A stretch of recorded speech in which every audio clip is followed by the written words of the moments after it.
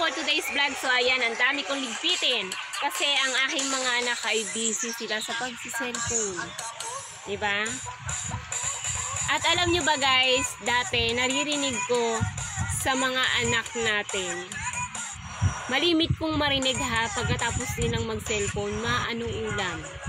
Ngayon, ang bago ngayon na lagi kong naririnig sa anak ko, eto.